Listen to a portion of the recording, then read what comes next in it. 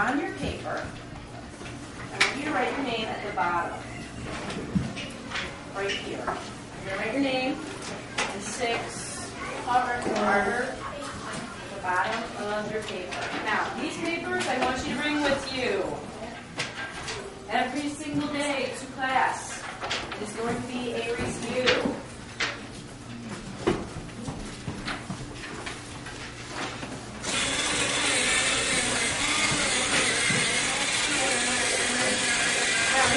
Everything else underneath your seats.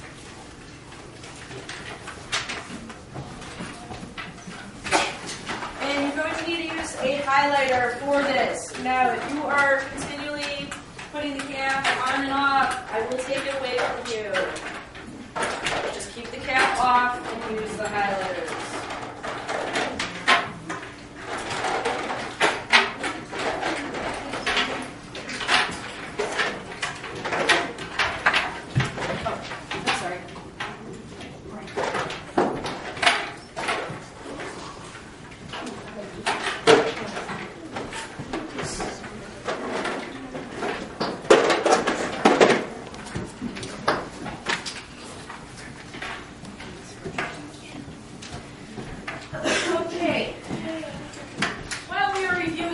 Test-taking strategies, we're going to be reviewing reading skills. Now, we're supposed to put our name on the very bottom of this. You might recognize these. We've been using these all year to help with us in reviewing the reading skills. Now, the very first reading skill we have is author's purpose. We only have a couple things that we need to highlight out of here. Please stay on the same page. Rebecca, go ahead and read about what's in the box for author's purpose. Author writes for many purposes, some of which are to inform, to entertain, to persuade, or to express.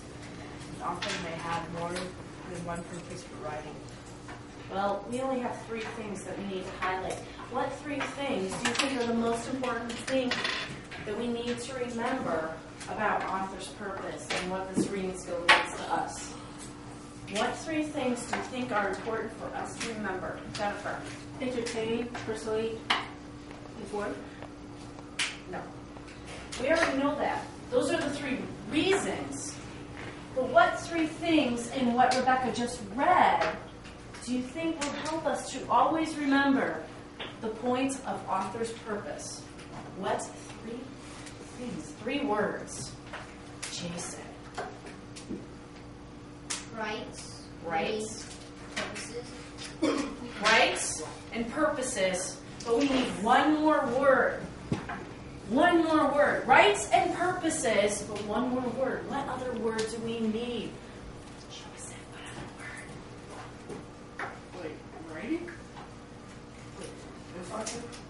Author, rights, and purposes. So please highlight author, rights, and purposes. The reason why an author writes something is the reading skill of author's purpose. Now, what we need to have under that as well is a synonym for the word purposes.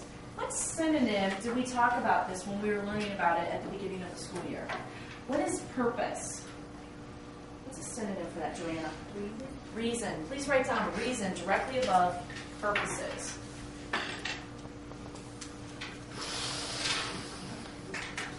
Now, the other thing I want you to do is circle the word author where it's in author's purpose. Circle the word author. It's very important. Now, if you have a highlighter that is running out, just go ahead and throw it out and pick up a new one. Turn the page, please. The next reading skill we have is cause and effect. Now, it's very important that you follow me along because we've got quite a bit we need to cover. Cause and effect was such a fun skill. Does anybody remember what we were doing when we were first learning about cause and effect in class? What were we learning about? And what did we do to help us to understand cause and effect? I think you like to have somebody get up here and be trying to get somebody else. What? I think you had somebody get up and for somebody to punch somebody else. No, wasn't that one.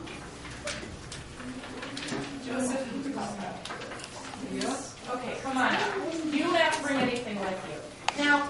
remember, when we have cause and effect, we have these things. Please read what's in the box, Mariah. An effect is something that happens. A cause is why the thing happened. An effect sometimes has more than one cause. The cause sometimes has more than one effect. Clue words such as because, as a result, therefore, and so, there can be several causes. Now, I want you to highlight effect. If you could highlight one other word that will help you to remember what effect means, what other word would you highlight?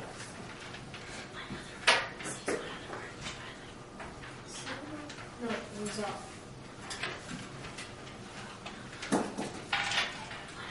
No, what other word? Happens. Highlight happens. Now, I want you to also highlight cause. And what other word would you highlight if you could only pick one other word to help you remember what cause is? Rebecca. Why? Why? Please write down why and put a question mark next to it. Now, Joseph is going to help us with remembering this skill. And yes, we do sometimes do some really goofy things in class. And it is fun. But we do this so that we remember it. Because, quite frankly, if we remember the goofy things, it'll stick better in our heads. Okay, Joseph. Yeah. Joseph is going to walk. And he's going to just keep walking. And then when something happens, he's going to say why. Ready? Go. Just keep walking.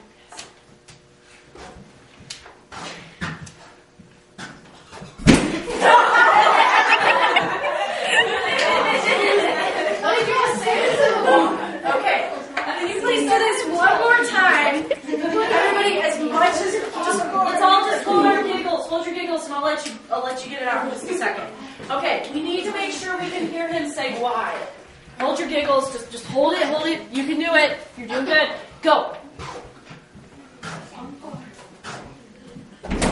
Whoa!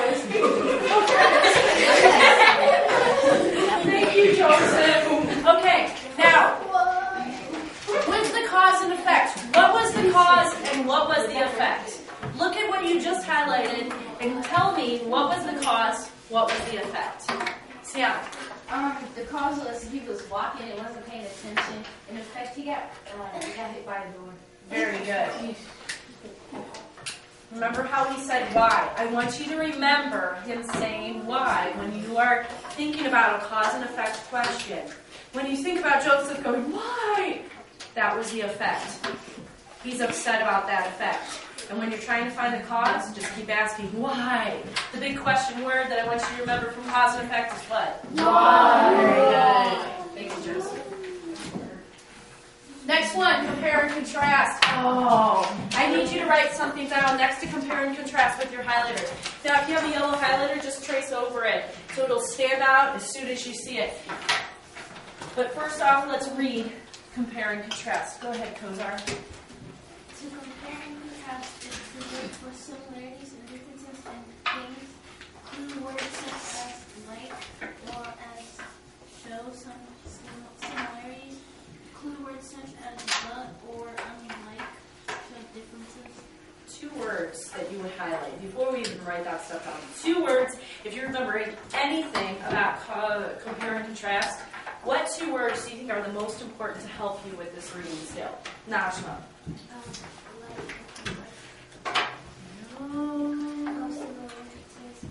Similarities and differences. Very good. Please highlight those two words, similarities and differences. Now, the other two words I need you to write down with your highlighter in that space right next to compare and contrast. Wax on, wax off. Write it down, please.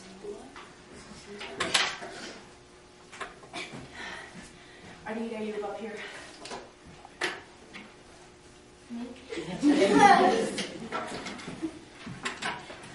Okay. Go stand over there.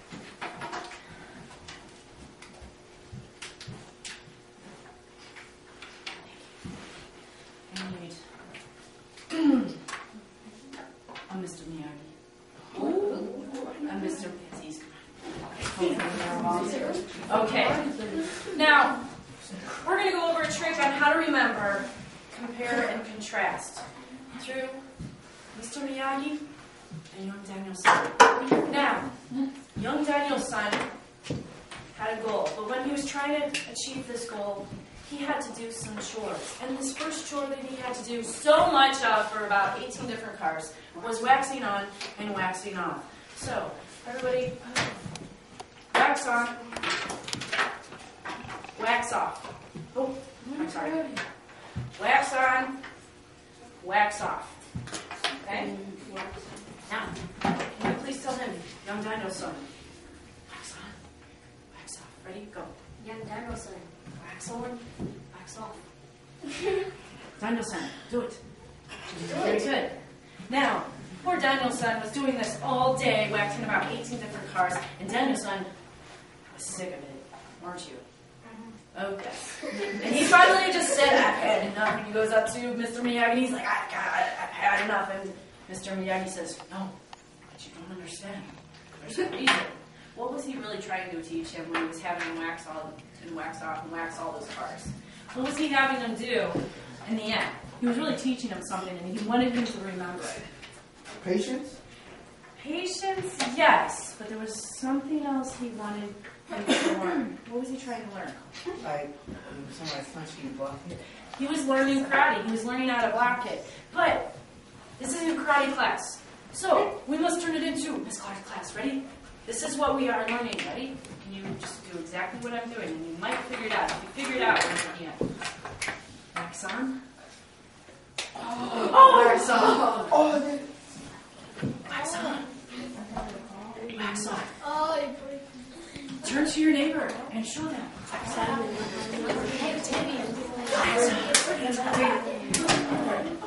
What are we doing? Raise your hand. You can tell me, what are we doing, Uba? We're making a Venn diagram. Where you wrote your wax on, wax off, I want you to turn it into a Venn diagram. Thank you, gentlemen. Go ahead and sit down and let's add that. Now, we have our Venn diagram, which we're drawing on that paper. We're going to write wax over here. Which one's the on or off? On is in the middle. Wax on. What are we finding when we're waxing on? The similarities. The similarities. So put on. And what are we finding when we wax off? The differences. Very good. So we're finding the similarities and the differences. Now, if you are taking a test and you're having some trouble and you're trying to remember similarities and differences, does anybody remember a certain test question that we had when we were reviewing last class period? Similarities and differences. What were you being asked to find the similarities and differences for, Jayla? similarities and differences of instruments to the pianos. Very good. The similarities and differences of those instruments. I want you to think about wax on, wax off. But please don't do that when you're taking your test and going. Don't do that. What do you think Miss Clark's going to tell you to do instead? in your head going. We could do that. But what else would I say to do? Use the force. Use the force, yes. But remember, when we're having trouble seeing stuff in our head, when we're trying to understand the similarities and differences, what can we do in our test booklet? Start. We can draw it. Draw it. Draw that Venn diagram. Okay, turn the page. Next reading skill we have context clues. Oh my, our favorite. We love context clues. And when we were trying to identify those reading skills with test-taking strategies, and man, it got so confusing. We kept thinking everything was context clues. But this is a key word I want you to write right next to context clues. Write it with your highlighter.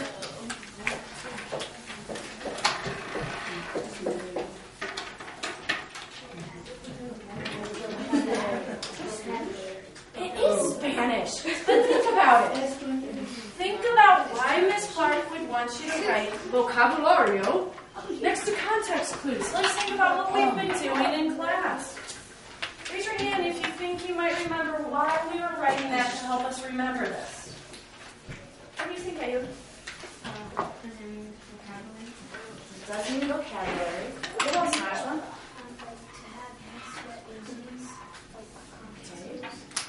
Okay. It does give hints. But what were we doing when we were reading Esperanza Rising? Why would I write it in Spanish? What trick am I going We over? were learning Spanish. We were using context clues to help us figure out what the words in Spanish meant in Esperanza Rising. So I want you to think about that. Now, there were a couple different signals and things that we saw. That, remember what I said? It's like traffic signs. They kind of say, look over here or look over there. What are they? Quotation marks. Not quotation marks, we're close. Help her out. She's on the tip of her tongue. Explanation marks. Do you want to drive? Period. Come drive. Now, there's another one. One other thing. It is a word. One other word that I want you to make sure you write down with your highlighter. What other word do you think we need? Not that one. I just want one. What is that called? Comma. What a comma. Comma. Write a comma and highlight it. That's okay. That's why we're reviewing. Write a comma and highlight it. But one other word. What is that word that we kept finding after the comma and then it had this? We're like, oh, yeah, that's what this word means. What was that other clue word? Look at this.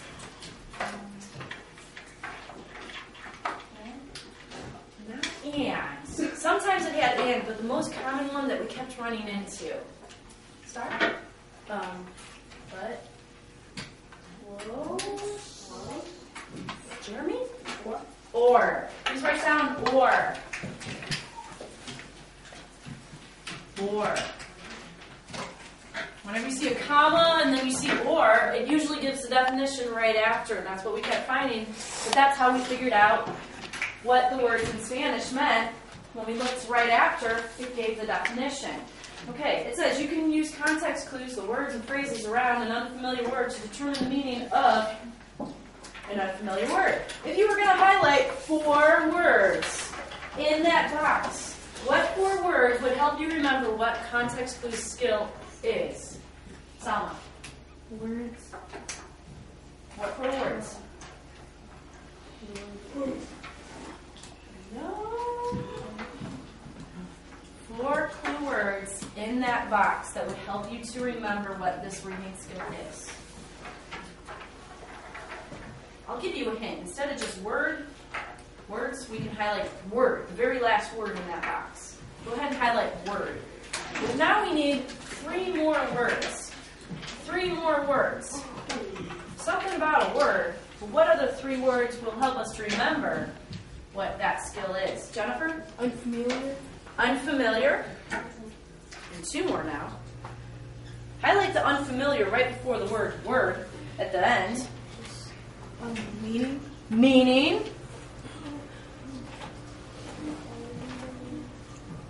So we have meaning, unfamiliar, and word. Now we need 1 more.